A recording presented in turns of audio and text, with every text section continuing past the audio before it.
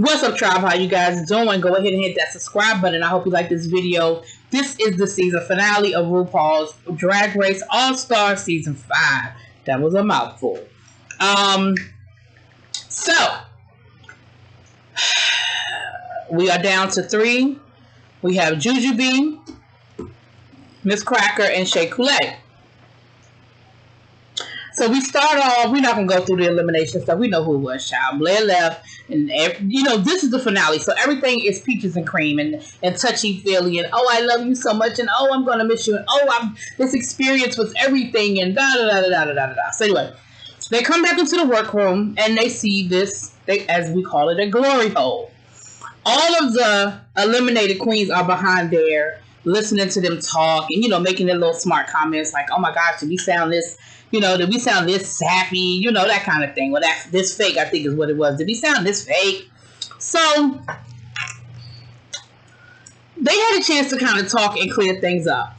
The only thing anybody cared about was the Alexis Mattel, Mayhem, India situation. But let me just get a few preliminaries out the way. They kind of said something to Angina about eliminating herself. And she said, I was confident until I got here. And when I did so bad in that first challenge, I sort of lost it. And I wouldn't have felt comfortable fighting for myself when I felt like, basically when I didn't feel like I deserved to be here, pretty much. Then we got to Mayhem. Balenciaga was like, that's all sweet and good and everything, but Mayhem, bitch, what? Like, you voted for yourself. She was like, if you was gonna vote for yourself and you ain't want to be here, like, you could have went home the week that I went home, and I could have stayed another week. She was really upset about it. Mayhem was like, you mad? She was like, yeah, sort of. And she was like, oh well, you weren't here, and it was what it was. Mayhem, I still don't understand why Mayhem voted for herself. Like, I still ain't clear on that one, but it is what it is. It happened, whatever. Then we get to what everybody really gives a damn about. And I hate to say I told you so, but dear, I told you so. Did I not tell y'all? So Alexis says to Mayhem, she said, well, look, after you left, they accused me and you of campaigning against Shea to try to get Shea out of here. Mayhem was like, excuse me? Mayhem said, how I get in this? She said, I didn't have nothing to do with nothing. She said, I didn't campaign against anybody. India, here's the thing, India, you're not stupid. You're not dumb and you're not stupid, and you 100% understand exactly what you did. You understand how you twisted and you turned the whole thing around. You know what the fuck you did. She's going to say, when we were on stage, you were asking people who they voted for.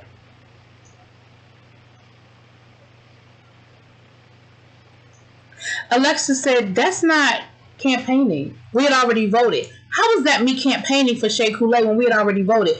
It didn't matter what I said. We had already voted. What are you talking about? And Mayhem was like, yeah, she asked me who I voted for, and I told her because it was over. We had already voted. What was the big deal? So India going to say, oh, maybe I misunderstood. Bitch, you ain't misunderstand nothing. You did exactly what you was trying to do, which is what I said she was trying to do. You ain't misunderstand nothing. Alexis, you lied on Alexis, and you owed her an apology. Now, you gave her some old bullshit, half-ass apology and untucked, but you owed her an apology in that moment. Because even though I don't think it would have changed anything as far as when Alexis went home, she had to deal with the whole situation with Shea kind of giving her that side eye the whole time. And that, it is what it is. It's a competition. People lie shit all the time. But I'm just saying, now it happened. You got called out on the stand in your shit. You're going to talk about something I misunderstood. And even Alexis was like, what? And Shea, because you believed her. You believed India because you didn't like Alexis. And so you was quick to believe India. But again, it was a competition. She did what she did. She was trying to buy herself another week. And she was trying to throw suspicion on Alexis, hoping that would save her. That's really what that boiled down to. But Mayhem was like, yeah, I don't know how I got in it. She said, I voted for Shea because I wasn't going to vote for Balenciaga. And I had made an agreement with India. So then they acted like it was a big deal. Talking about so there was an alliance. She said, no, let me be clear. There was no alliance. That first week when she was on top and I was in the bottom, I made her a deal. I said, if you don't vote, send me home this week, then if you're ever in this situation and I can do anything to help, then that's what I'm going to do. At that point, had Mayhem in India survived, she had paid her debt. She was done. So she just kept her word. There was no alliance. You know, it was just, listen, girl, they got me down here in the bottom. You got the power. Just don't put my lipstick in your breast, in your bosom. So anyway, Alexis was sort of vindicated because I feel like they should have had more energy in her vindication. That same energy they had in throwing shade. But like I said, I just didn't believe it because I felt like in a show like that, it's too many cameras, there's too much going on. There's nowhere in the world that those producers wouldn't have had some tape, some sort of video, audio, something, of the two of them whispering in a corner somewhere.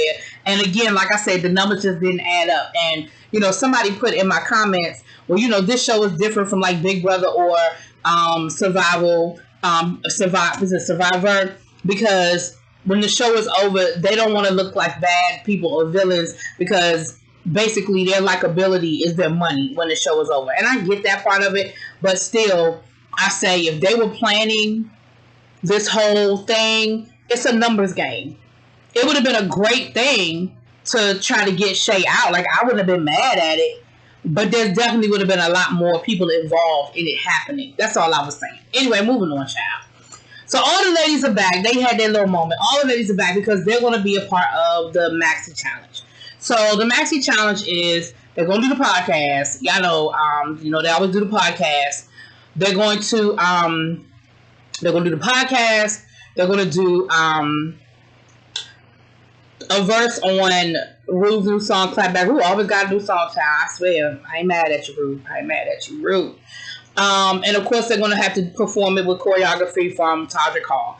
We hadn't seen Todrick in a while, so Todrick was on this episode. So, and the ladies, the eliminated queens, were a part of the final performance. So listen, ain't no need me dragging out all that. Y'all know it's the same old, same old. They went, they had the little podcast. You know, they asked Jujubee about what would she do different. Like, I mean, how has her drag changed now that she's sober? You know, Shay was just talking about, you know, what drag means to her and all that good stuff. They talked to Cracker about, you know, who she's become since season 1, how she's evolved. I mean, not season 1, since her season. I'm sorry, season 9, I think was her season, and how she's evolved. So it was just a cute conversation. If y'all don't look at the podcast, y'all check out RuPaul's podcast. I'm way behind. Like, I haven't listened in a long time, but every once in a while I'll throw it on. It's a good Kiki. Anyway, so when we got to the choreography, Jujubee was like, listen, I'm not a good dancer, but I will give you energy. Cracker, she was like, I can dance a little bit, but I don't be on beat. Well.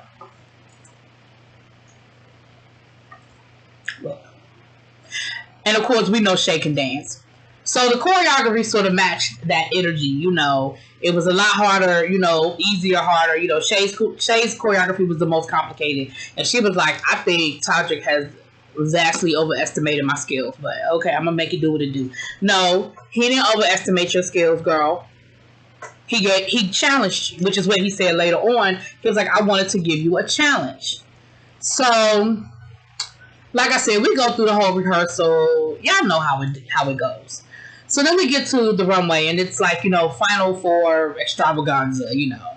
And all of the ladies came down the runway and were able to wear, you know, probably the gown they wanted to wear that they never got a chance to wear. Everybody looked, there was nobody that I looked at and went, that is horrible. I liked everybody, what they bought. My favorite was probably Maria Balenciaga. I loved her blue dress. I thought it was gorgeous. My second favorite would probably have been Alexis Mateo. She had a gown and it had like a ruffle on it, but it had a whole circle thing working. Thought it was absolutely gorgeous. I'm glad that the ladies had an opportunity to participate. Like, I liked how they brought the ladies back and included them in this finale. I thought it was great. Now the top 3 looks, bitch, Jujubee turned that corner. Jujubee looked gorgeous. She looked like a Hindu goddess coming around that corner with this orange and this gold headdress and headpiece, and she with the nails, the gold long gold nails, bitch. She looked gorgeous. Gorgeous. Okay. Cracker came around the corner. She had this pink. And it was she said that after her season, she did a lot of research into her heritage and her Russian heritage. And so her outfit was very inspired. And you could see it. You could see the nod to the Russian headdress. And you could see that. You could definitely see it. And it was nice. I liked Cracker's outfit. I absolutely did. Shay's, I wasn't crazy about for a final runway. However, it grew on me. Like, by the time we were done, after she had sort of explained it, after the judges sort of talked about it, I definitely was a lot more appreciative of it. She said that it was inspired by her mom's prom dress. And she talked about, and they showed a picture of it, her mom wearing this pink prom dress and that 60s mod style with the bow on the back. And she had the high beehive. Now, she did it. Don't get me wrong. She sold the look. I don't know, with everybody coming out with the gowns and everything, it was very playful. But it was definitely put together. It was very haute couture. You know, I definitely could see it on somebody's runway. She said Balenciaga inspired. Carson said Givenchy inspired. Givenchy, excuse me. So I could definitely see that. But it initially did not wow me. Then we had the final lip sync. They had the lip sync for their legacy. They lip synced to, and so they were able to come out there and change their clothes. Now everybody came out in like a bodysuit except for Shea Coulee. Shea comes out in a gown. I said, okay, Shea, I see you, girl. So they were doing Make Me Feel by Janelle Monáe. I think I said that already.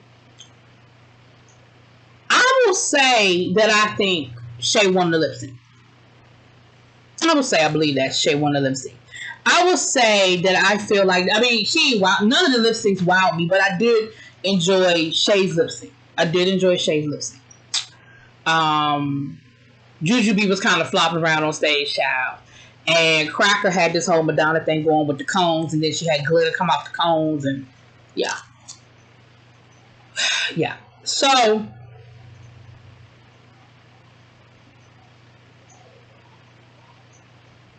you know, they deliberated, and of course they go down and all the judges say really nice things. You know how they go, you know. And I think they were evenly. I would say it was an even Steven situation. Even though, yeah, I know I ain't here for Cracker. I can't deny, you know, that Cracker slayed the competition. I can't deny that Cracker did her thing, right? Ru said I have decided who my winner is, and she crowns Shea Coulee the winner. And of course for Shea, it was a full circle moment. She said it sort of released something from her because she had held on to that defeat so hard that it really released something in her. It really did. So it was a great season. Like, I enjoyed it. I'm not gonna lie. I thought it was great. I enjoyed the queens who came back. My only disappointment, I loved the new twist with the lip sync assassin. My only disappointment was that some of the people that I would have wanted to come back to do some lip sync assassinating didn't come back. But you never know why. You never know if people's schedules didn't permit, if people didn't want to come back. Like, you just never know what the reason is. But I definitely would have loved to have seen certain queens. I ain't gonna say no names. But I definitely saw some people that I wanted to see. So it was cool. And I definitely, I love that little hiccup. I don't like all the little twists and turns they do, All Stars 3.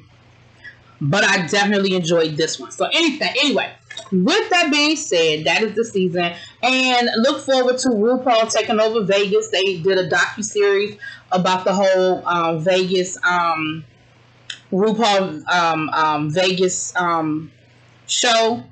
And I want to go. I hope it's back up and running when I go to Vegas. I'm trying to go to Vegas this fall.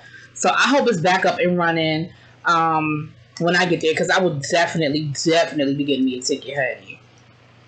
Okay? Anyway, with that being said, thank you. Talk to y'all later. Peace.